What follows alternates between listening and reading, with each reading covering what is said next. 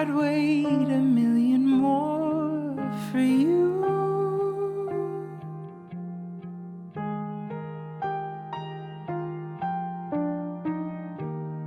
Nothing prepared me for what the privilege of being yours would do.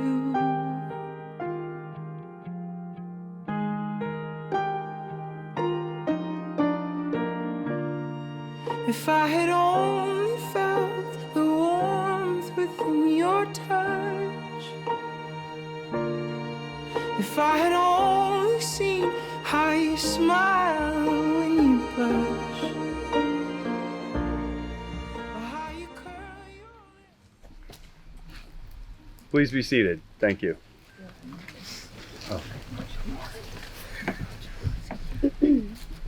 Welcome, friends, family, and loved ones. We're here to celebrate with Doug and Alex as they join hands in marriage. We are here to laugh with them, and we are here to cry with them. Some of you may have already started.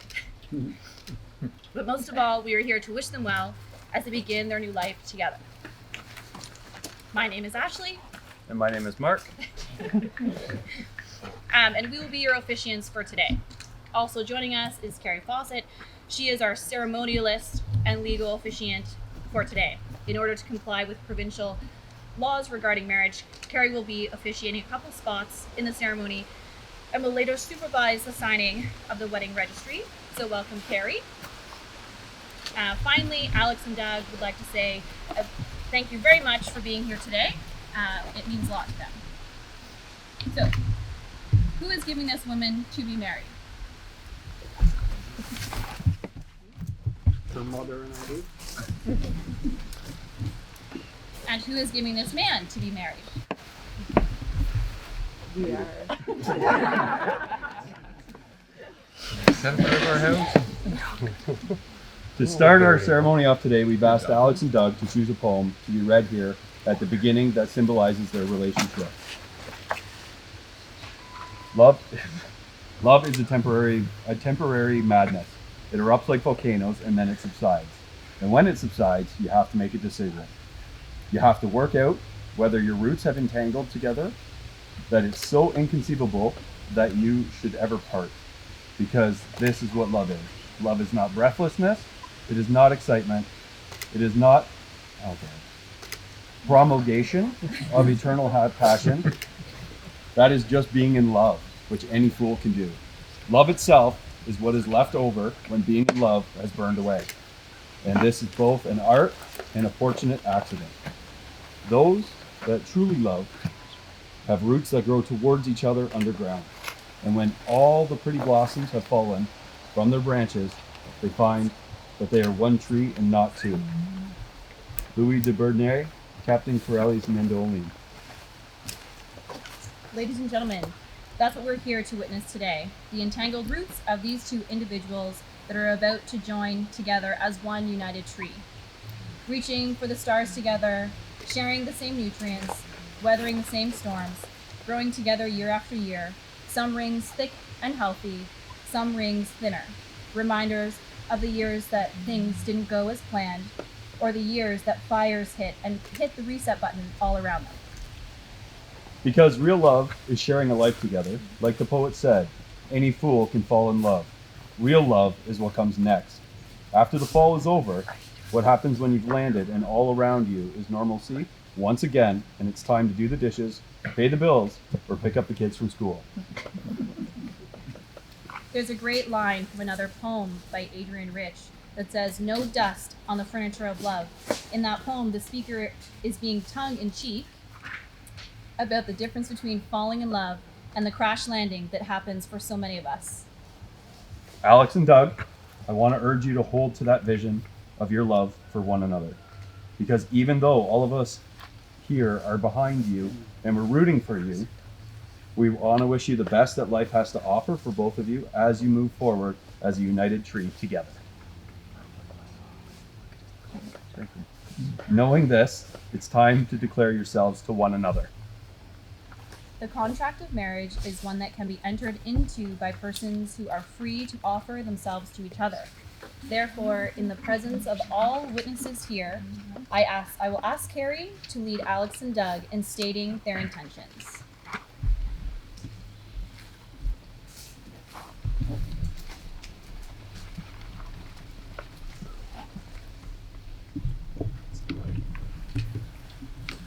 Doug, please repeat after me.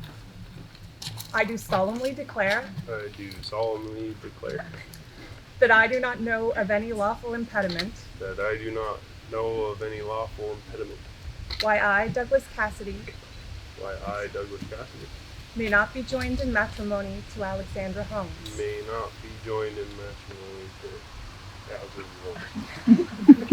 Alex, please repeat after me. I'm not good at the lawyers. It's not her name after today anyway, man. I do solemnly declare that I do not know of any lawful impediment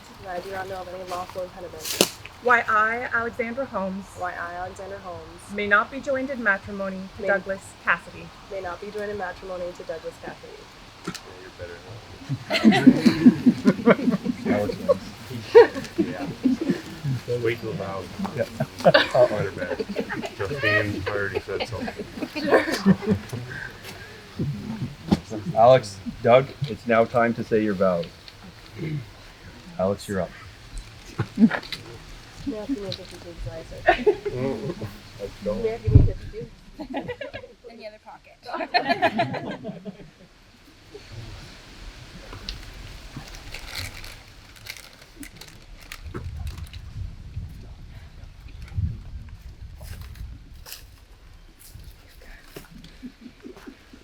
Doug, when I first met you, I had given up on trying to date. I knew our friends had set us up to date because we are tall. And all I thought was, sure, why not? Then I met you. Our first date may not have been the best as we were in high school. Sorry, thought too. I was crying last night ready to. And only went to Subway and I paid for myself. You went in front of me. I let you go in front. Your fault. However, I had so many butterflies I could hardly eat. You made me smile and laugh until my cheeks hurt, but I couldn't stop smiling. For the first time, I felt a connection with someone. You make me safe, like nothing can hurt me. The way you look at me and smile reminds me all over about how we met, and the butterflies come fluttering back. I feel like even though we bicker at times, that true love is remembering why and how we got here. Even though we spent some time apart, I knew inside that you weren't meant, you were meant for me, sorry. This was solidified on our first date back together, and all those feelings came flooding back, and I knew this was it. I feel so lucky to have you back and be here today confessing my love to you, me Dougie. I promise to support and love you even when you've irritated me to my wit's end. Every day. I promise to always smile at you the way you smile at me. I also promise to forever love you unconditionally. Through any storm, I will be with you. And now your turn, Doug. Good luck, Colin. Good luck, brother. Well, I'm glad hers is kind of like a story too, because mine is too. Let's go. Alex, first off, you look absolutely incredible, and I feel like the luckiest man in the world. I have never thought I believed in love at first sight, and then I met you and realized I could never lose you. The first time I picked you up from your parents' house, your dad wanted me to meet him before you could leave. I was nervous. It was a different kind of nervous, though. Almost like I knew deep down I was about to meet my father-in-law. I remember like it was yesterday, stepping onto that front step and knocking on the door. In my head, I am probably going to be seeing the step a lot more. You frequently ask me why I love you, and my reason is usually because I do. And I know you're digging for reasons, but truly there are an infinite amount of reasons I could give you. and I know you wouldn't want to sit there and listen to them for the hours it would take. Actually, maybe you would. I vow to give you a different reason from this day forward, but for now, in the interest of saving time, just know that I love you more than anything in the world, through thick and thin. You are the only person I have ever needed. You actually complete me and are definitely my better half. I honestly have no idea where I would be without you, and I'm extremely happy to be able to call you mine. We're gonna get you guys to put the rings on. I was just so moved by your vows that I forgot. Yeah.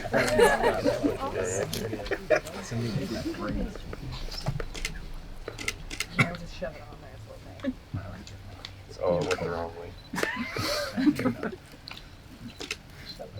Get it? I'm That's not coming off. They are sized. You're not going to use. It's actually a unit. Carrie, will you please come up and give a legal Boss, bro. declaration?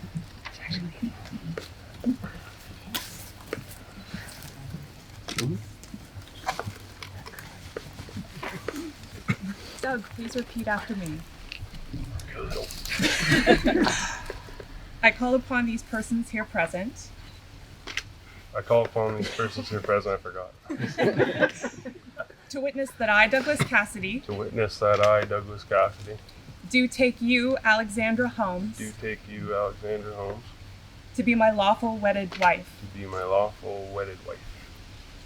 Alex, please repeat after me.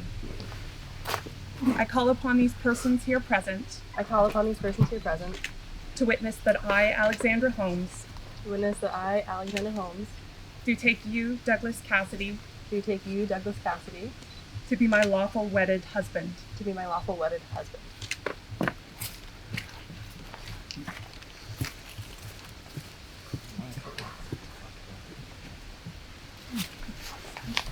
It is now time to sign the marriage register. Alex, Doug, Justine, and Sam, you may now step over to the table with Carrie. Okay. We're following the script, Don. We go over an hour? Yeah. Bryn. Table. Not yet, not yet. Where's the table? You're just going to help her walk over to the table for rest. Okay, we're gonna dip off. What are you gonna do? You guys no, this time you can go through. Never mind, we're good.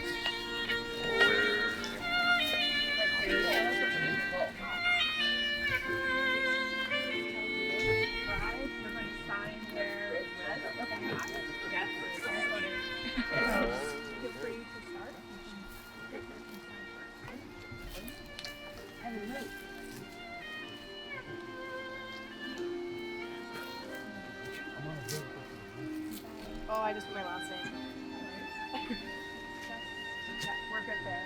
Just witnesses. Yeah.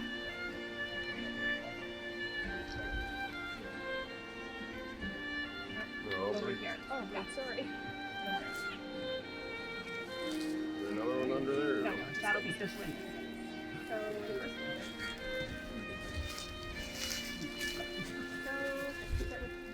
yellow, you're going to put your signature there, and then you're going to write your address underneath.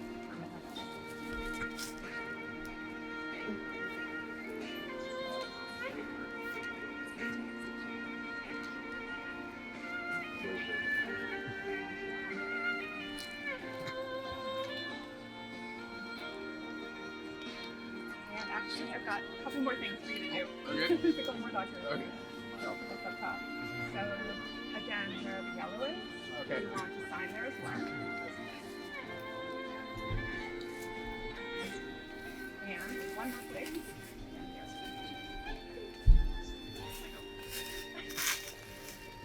Wonderful. So you're in green, so you want to sign there and then write your address underneath. Huh?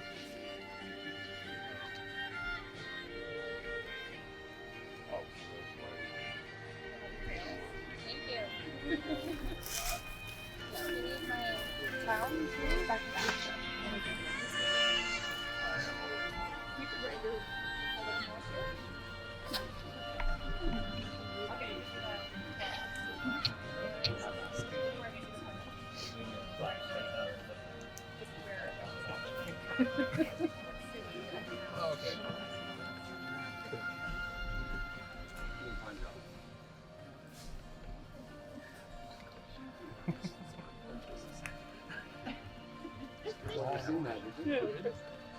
Rub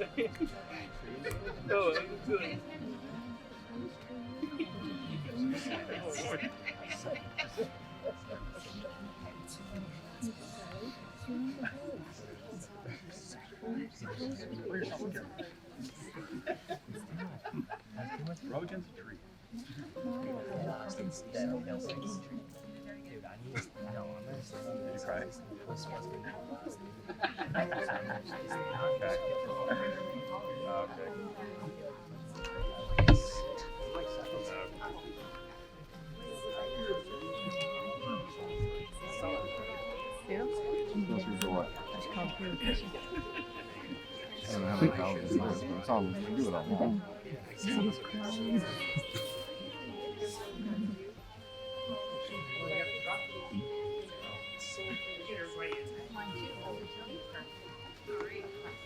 Okay, I was gonna say, you got your boot. Last night, I dug.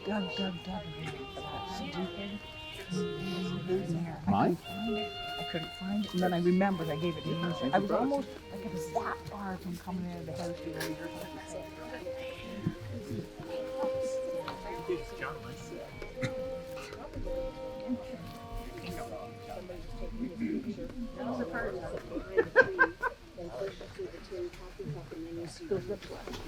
Alex, Doug, having proclaimed your love and commitment to one another in the sight of these witnesses, we are happy to pronounce you husband and wife. You may kiss. Yes.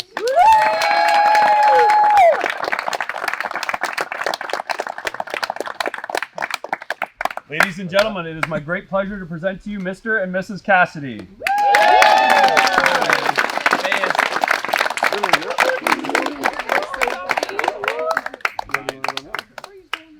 They're going up, and then they're going to hang a left down that other path.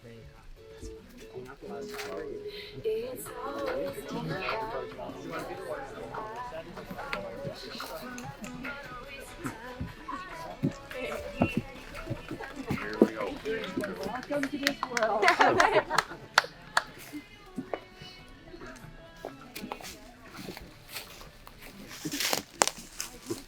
Are we walking too fast? No, get out of here. Let's go take some pictures. No, I don't want to make John run.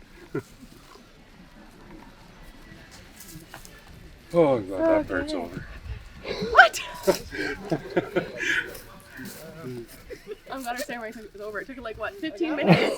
It took 6 hours of getting ready. That's the hard part. For 15 minutes. That's the hard part. Now we get to dance and have fun.